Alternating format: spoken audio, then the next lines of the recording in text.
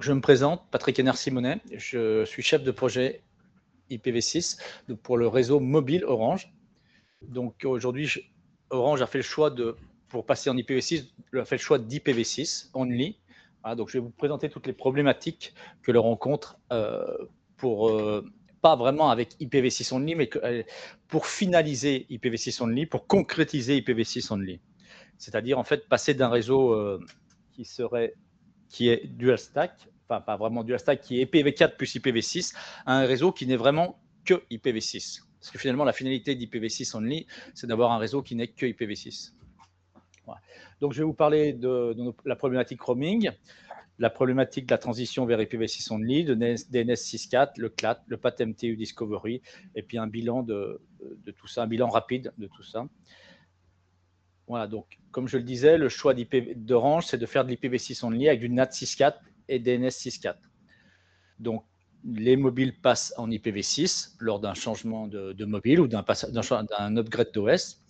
Et ensuite, on se retrouve donc avec un réseau avec des mobiles qui sont en IPv6 et d'autres qui sont en IPv4. Donc, on pensait qu'avec le NAT 6.4, DNS 6.4, on allait s'affranchir entièrement d'Internet, mais on verra plus tard qu'on ne s'affranchit pas vraiment d'Internet, pas entièrement d'Internet avec le NAT 6.4, DNS 6.4. Donc, le contexte aujourd'hui, voilà. Hier, on était uniquement en IPv4. Aujourd'hui, on est en IPv4 plus IPv6. Donc, il y a une phase transitoire, mais une phase qui génère de la complexité. Voilà. Donc, l'idée, c'est d'être demain en IPv6, de supprimer totalement IPv4 sur le réseau interne. Aucun adressage IPv4 sur les équipements mobiles, voilà, ni sur le réseau cœur. Voilà, donc ça nous permettra d'améliorer le support, d'améliorer l'ingénierie, de simplifier l'ingénierie, d'améliorer le support en cas de problème de troubleshooting. Voilà. Donc il y a plein d'avantages à n'avoir qu'un seul réseau, que des clients IPv6 et un seul réseau IPv6. Voilà, donc la problématique roaming, donc, oui. Excusez-moi, mais j'ai pas compris quelque chose. À un moment, vous avez dit IPv NAT 6.4 et on doit s'affranchir d'Internet. Oui. Ça veut dire quoi? Ça veut dire que les sites Internet, ils n'ont pas besoin de passer en IPv4, en IPv6. Ils peuvent rester en IPv4. Finalement, l'opérateur, ce n'est pas vraiment un problème pour lui. Je comprends toujours pas qu'est-ce que ça veut dire que s'affranchir d'Internet, parce que vous utilisez Internet. Vous êtes non, pas s'affranchir d'Internet, s'affranchir d'Internet IPv4, pardon. Autant pour moi, ouais. S'affranchir d'Internet IPv4. C'est-à-dire IPv4 peut rester Internet peut rester en IPv4, c'est pas un problème. L'opérateur peut continuer à faire du V6 only. Excusez-moi, j'ai pas été précis. Merci. Donc la problématique du roaming en IPv6, aujourd'hui le roaming il est toujours en IPv4. Hein. On peut envisager de faire du roaming avec certains pays, mais globalement on ne peut pas faire de roaming monde. Hein. Donc on se pose la question, est-ce qu'il y aurait un intérêt à vraiment faire du roaming en IPv6, puisqu'à ce moment-là on va se retrouver pareil dans une même configuration. On aura des pays qui sont en IPv4, d'autres en IPv6, donc on génère de la complexité à passer en IPv6. Voilà. Alors bon, on va devoir faire du roaming en IPv6 parce que sur le M2M, eh bien, on est un peu obligé parce que les capteurs M2M ne distinguent pas le réseau home du réseau visité, donc on va être obligé de faire du V6. Mais voilà, ça va aussi générer de la complexité si on doit faire du roaming en IPv6. Donc les problématiques pour atteindre un réseau IPv6 only. Donc aujourd'hui, la configuration IPv6, elle varie suivant les opérateurs. Donc en fait, IPv6, il devient un élément différenciant entre opérateurs, ce qui va compliquer la généralisation de l'IPv6. Voilà. Ça va nous obliger, dans certains cas, si on a un problème, par exemple une explication, eh ben, on va être obligé de repasser le client en IPv4 pour résoudre son problème. Parce que même s'il ne marche pas sur 3 opérateurs, l'applicatif, à partir du moment où il marche sur un seul opérateur, eh ben, on est obligé de faire fonctionner le système et donc de le repasser en IPv4. Voilà. Après, on rencontre pas mal de problèmes au niveau des entreprises sur les solutions VPN. Voilà. Bon, le VPN, c'est quelque chose d'applicatif, donc normalement, l'opérateur n'aurait pas à faire du debug sur des VPN. Mais bon, voilà. Il se trouve que comme si on passe le réseau en IPv6, on demande au client de passer en IPv6, donc on est un peu responsable de son VPN qui ne fonctionne pas. Voilà, donc comme je le disais tout à l'heure, on a fait un choix d'architecture IPv6 only avec NAT 6.4 et DNS 6.4. En fait, c'est plus compliqué que ça. On a fait IPv6 only plus NAT 6.4 plus DNS 6.4 plus CLAT et plus le path MTU Discovery. Voilà. Donc, c'est quand même relativement finalement compliqué. Voilà, donc, je vais vous parler rapidement des fonctions DNS NAT64 et DNS64. Voilà, donc, en théorie, ces fonctions, elles sont sous le contrôle de l'opérateur, elles sont sous le contrôle d'Orange. Voilà. Sauf que dans la pratique, un client peut mettre un DNS alternatif. Voilà. Donc, et là, on peut potentiellement se retrouver avec des problèmes. Le DNS peut être que IPv4 s'il n'y a pas le CLAT. On peut avoir des problèmes à partir du moment où le client va changer de DNS. Alors, sur le grand public, on n'a pas trop d'utilisateurs qui changent leur DNS, mais sur l'entreprise, c'est assez courant. Donc, ça génère des problèmes de dysfonctionnement suite au passage en IPv6. Alors, il y a un élément qui est très important, c'est le CLAT. Voilà. Donc, comme je disais, on a fait une connexion IPv6 only avec NAT64, DNS64, mais aussi le CLAT qui est très important. Donc, en théorie, toutes les applications doivent fonctionner avec une connexion IPv6 only plus NAT64, DNS64, mais dans la pratique, voilà. En attendant que ce soit le cas pour toutes les applications, le CLAT est une solution. D'accord. Le CLAT, il est sur l'équipement mobile. Donc, voilà, encore une fonction qui est hors, d'accord, de contrôle de l'opérateur. Et voilà, le CLAT, il est essentiel pour nous pour le passage de l'existant en IPv6. Voilà, il est essentiel pour le partage de connexion. Par contre, ce CLAT, autant il est sur Android, il est sur Android, il est sur iOS, natif sur iOS et sur Android, mais si on élargit le spectre des équipements mobiles, à ce moment-là, on a une présence beaucoup plus faible du CLAT. Voilà. Et sur les capteurs M2M IoT, eh bien, on n'a pas de CLAT garantie. Ce n'est pas une fonctionnalité standard des capteurs IoT. Donc, voilà, c'est un problème pour le passage de l'IoT en IPv6. Donc voilà, le message qu'on devrait faire passer, c'est que le CLAT, ça facilite la transition vers IPv6, mais une vraie compatibilité IPv6 des applications semble préférable. Alors, il y a une autre chose qui est très importante, c'est le path MTU Discovery. Voilà, donc on fait, comme je viens de le dire, on fait une connexion IPv6 only avec du NAT64, DNS64, le CLAT et aussi le path MTU Discovery. Voilà. Le CLAT, c'est une solution pour résoudre des problèmes, mais on a aussi, c'est pas suffisant, on a aussi besoin de cette fonctionnalité, le path MTU Discovery. En fait, je vais expliquer rapidement le principe du path MTU Discovery. Donc, les routeurs ne fragmentent jamais en IPv6. Donc, si le paquet est trop gros, il est rejeté par un message IPCMP v6 packet too big. Voilà. Donc, et à ce moment-là, la source va adapter la taille de ces paquets. Voilà. Donc, s'il y a un firewall sur le chemin qui bloque ce message, eh ben, la source ne réduit jamais la taille des paquets. Donc, à ce moment-là, on a une application qui ne fonctionne pas. Donc, comme le CLAT, le Path MTU Discovery, c'est quelque chose qui est très important pour le passage de l'existant en IPv6 et pour le partage de connexion aussi. Voilà, donc c'est pareil, il faut que les applications, les VPN notamment, supportent le Path MTU Discovery. Sinon, on a des problèmes de dysfonctionnement. Voilà, donc un bilan, bon, j'étais rapide finalement dans la présentation. Le bilan d'IPv6, voilà. Donc après, avec IPv6 only, on s'affranchit de la pénurie d'adresses IPv4.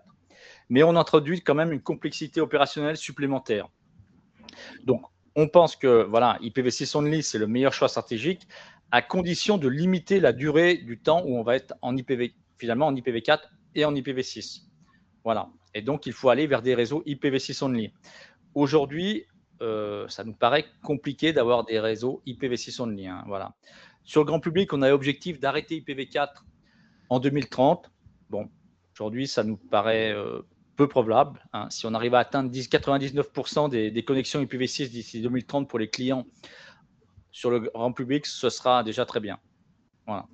Et après, sur le marché entreprise, la progression sera plus longue parce qu'à ces jours, la majorité des entreprises ne prennent pas en compte le fait qu'il faut passer en IPv6. Voilà. Quant au marché M2M, là, c'est encore plus compliqué parce qu'on a souvent dit que le M2M on a souvent associé IPv6 au M2M, mais dans la pratique, on n'a pas vraiment de demande pour IPv6 du côté M2M. Donc, on va essayer de migrer une partie de notre parc M2M en IPv6, mais cette migration, elle n'en est qu'à ses débuts. Donc, on va gérer de la complexité. On va avoir un service M2M où il y aura les deux protocoles. Et là, on est à peu près sûr que dans 10 ans, on aura toujours de l'IPv4. On aura toujours des clients M2M qui seront en IPv4. Donc, de la complexité. Voilà, c'est terminé. Si vous avez des questions. Moi, j'aurais 2 questions. Oui. La première, avec le volume d'adressage, est-ce qu'il est envisageable dans les années à venir que la sortie de la data se fasse plus localement sur les plaques? Plutôt que en IPv4, on est habitué à avoir le CGNAT qui est potentiellement en Île-de-France et puis tout le monde repasse par là. Est-ce qu'en IPv6, on se dit, bah tiens, le trafic, on va l'offloader plutôt en dehors du réseau mobile et garder que la signalisation? Oui, c'est possible, mais alors ce n'est pas vraiment dans notre stratégie d'IPv6, non. Est-ce Je dis pardon, c'est pas ça la réponse. C'est peut-être qu'on fera ça, mais ça correspond pas vraiment. C'est pas suite à IPv6, quoi. D'accord. Et est-ce qu'on peut imaginer qu'à l'international, dans peut-être une décennie, ça sera le cas justement pour avoir des... Alors, tout à fait, ce sera sans doute le cas, mais c'est pas géré dans le cadre du projet IPv6. Oui. Voilà, c'est ce que je voulais dire. Voilà. Non, vraiment, parce qu'il y a plus l'aspect que j'ai du mal à avoir assez d'IPv4 un peu partout, parce que c'est compliqué, on le sait tous. Et ma deuxième question, c'était sur les hotspots. On voit des opérateurs qui fournissent un deuxième /64 au terminal pour faire du stateless quand on fait du hotspot, d'autres non. Est-ce que là-dessus, il y avait une... Alors, un /64, non, on utilise le même, c'est-à-dire du partage de connexion. Oui, c'est ça. D'accord. Non, on utilise le même /64. D'accord. Voilà. Et pas la même adresse, mais le même /64, ouais. Bon, je vois pas d'intérêt d'avoir un autre /64. Alors, je sais qu'en fait, c'est dans les chips, quand on a un deuxième /64, ça permet de faire toutes les transactions et traductions en stateless pour les équipements qui feraient justement, qui en auraient besoin avec un CLAD de leur côté. Enfin, qui n'ont pas de CLAD de leur côté, qui vont utiliser celui du téléphone. Voilà, donc c'est juste une question dans la puce de la façon de traiter, c'est que dans un cas, il y a une table stateful dans le téléphone et dans l'autre, non. Ça change pas grand-chose pour le end-user. Non, on n'a pas eu ce genre de problème, non. Et j'en ai une dernière. Aujourd'hui, les terminaux, on voit depuis 5 ans des offres fixes sur réseau mobile, parce que dans certains cas, on n'a pas de connectivité filaire. Est-ce qu'aujourd'hui, entre les normes et le niveau de déploiement, vous trouvez que vous êtes presque à iso-fonctionnalité entre une connexion, alors je ne parle pas du débit et de la latence bien sûr, hein, ça dépend du médium, mais en termes de fonctionnalité, est-ce que vous pensez que vous êtes très proche entre une FTTH et une 5G avec une box fixe par exemple? Alors là, je peux pas répondre. Je sais pas, c'est pas vraiment le sujet. Je vais pas répondre à ça parce que c'est pas vraiment le sujet d'IPv6. Si je me trompe ou... Alors, un exemple, tiens, c'est je veux une délégation de préfixe. Est-ce que demain ça va marcher sur... Non. Non. Là, j'ai pris exprès un exemple embêtant. Mais... Non. Là, on ne fait pas de délégation de préfixe pour l'instant. Bon, de toute façon, je crois qu'il n'y a pas la norme 3GPP, donc ou alors il y a délégation de préfixe. Non, on ne fait pas ça. Merci.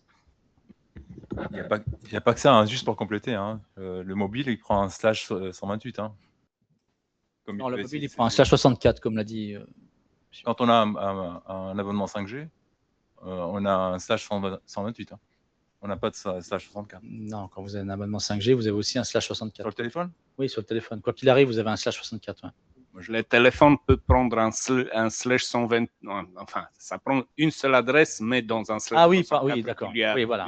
On attribue nous au téléphone un /64. Après, il va utiliser une adresse dans ce /64. Ouais. D'ailleurs, quand on regarde entre Android et iPhone, je crois que sur Android, les applis, alors je crois que c'est plus le cas maintenant, mais dans certaines versions, il y avait un CLAT qui utilisait aussi une autre adresse V6 en dur pour faire du NAT pour les applis qui, elles, ne marchaient qu'en stack V4 à l'intérieur du téléphone. Donc là, c'était pas du hotspot, c'était vraiment...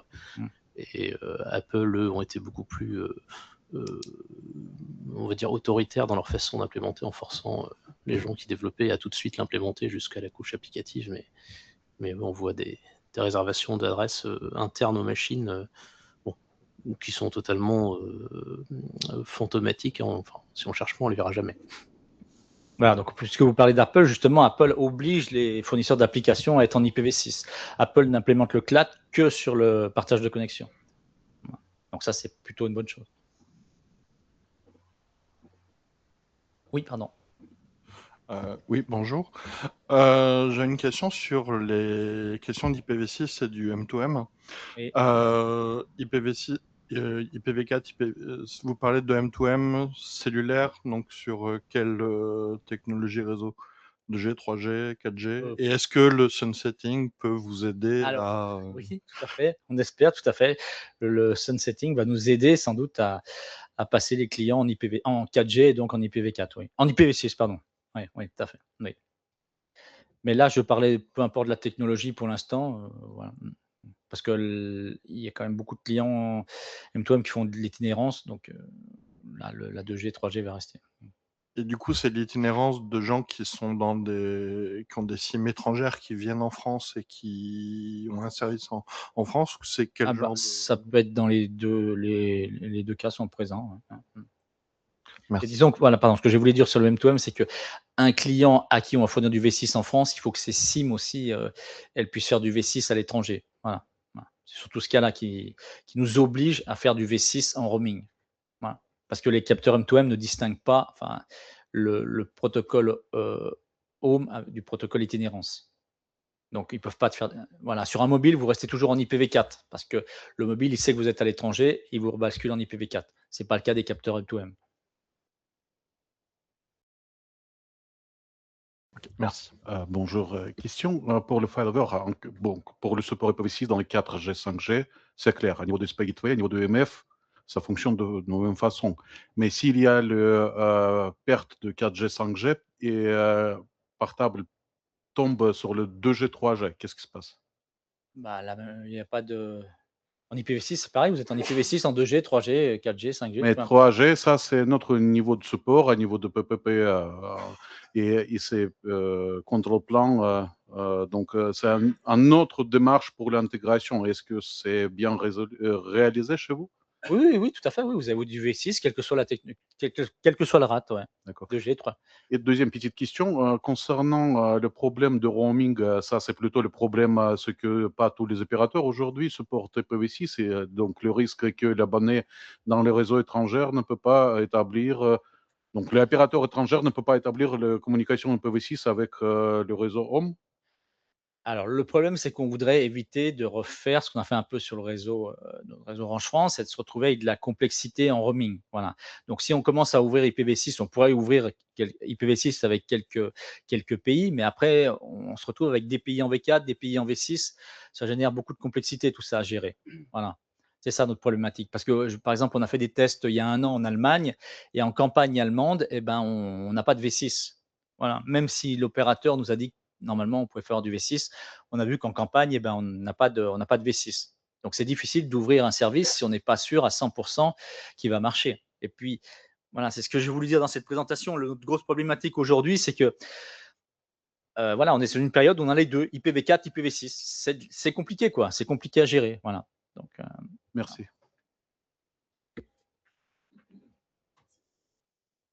pas d'autres questions. Merci à tous.